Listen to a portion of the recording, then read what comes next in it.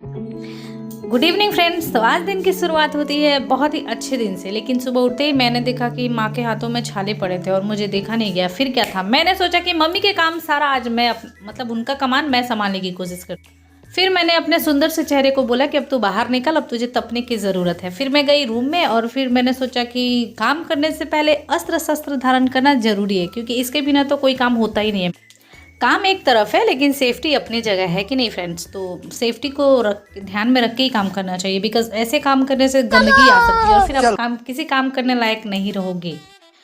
तो बेटर है कि आप सेफ्टी से काम करो। फिर क्या था, मैं गई और माँ के जैसा तो एनर्जी नहीं है मुझ में और ना ही माँ के जैसा ढंग है वो काम करने को, लेकिन फिर भी I still tried my best कि मैं थोड़ा सा काम ढंग से करूं। और फिर क्या था, आपको एक राज बताती हूँ कि फिट कैसे रहा जाता है। अगर आप गांव में हैं और आपको बहुत सारा काम है तो आपको अलग से किसी जिम क्लास करने की ज़रूरत नहीं है, बिकॉज आपके घर में सब कुछ अवेलेबल रहेगा जिससे आप फिट एंड फाइन रह सकते हो।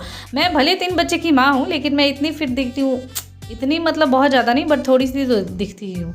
तो इसका पीछे का कारण यही है ना कि गांव में या फिर घर का काम ही ऐसा होता है ना, गांव में उस तरीके से होता है कि ज़रूरत नहीं है किसी भी फिटनेस क्लास में जाने की। मैं थोड़ा सा दौड़ भाग कर रही थी, थोड़ा सा अजीब जरूर लग रही थी क्योंकि काम तो हो नहीं रहा था, लेकिन फिर भी मैं पुष्पराज, मैं झुकेगा नहीं। मैंने सोची कि काम अपनी जगह है लेकिन मस्ती अपनी जगह है, थोड़ा सा तो मस्ती चलते रहना चाहिए। मस्ती ज़्यादा ही चल रहा था मेरा। फिर माँ ने डिसाइड किया क्या कि इस बंदी को हटाते क्योंकि ये काम नहीं करेगी। मेरा एक्चुअली मन भी नहीं लग रहा था, मैं बस ट्राई कर रही थी कि मम्मी का थोड़ा बहुत हेल्प कर दूँ, और मैं ट्राई की और फिर मैं चली गई। उसके बाद मम्मी आई अपना कमान संभालने, बहुत ज़्यादा गुस्सा होने के बाद कि मुझसे कोई काम ढंग से नहीं होता। वो मुझे हटा दी, बोली कि तू करेगी ना तो दिन भर यही करेगी, मेरा काम भी ख़त्म नहीं होगा और तू बढ़ा देगी उल्टा। फिर मैं बहुत ज़्यादा जगह ले ली थी स्प्रेड करके उसको। फिर माँ ने उसको एक जगह किया, फिर जैसे चलता है वैसे माँ ने किया।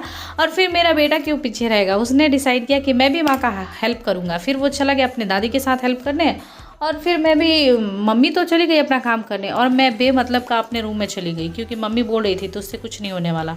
भाई मुझसे बहुत कुछ हो सकता है, मैं ट्राई तो की एटलीस्ट। फिर मैं अंदर गई और माँ अपना कमान संभाल रही है, मैं अंदर गई, कुछ हो नहीं रहा था, बस पसीना ढूंढ रही थी। लेकिन ये साला कर क्या देख रहे हो, जबरदस्ती का पसीना, कि कहीं तो एक बूंद पसीना मिल जाए ताकि मैं आप लोगों को दिखा सकूं कि मैंने काम किया है। चलिए, ये था मेरा मिनी ब्लॉग। मिलती हूँ आपसे नेक्स्ट ब्लॉग में। Till then take care and bye bye. अपना ध्यान रखिए गाइस।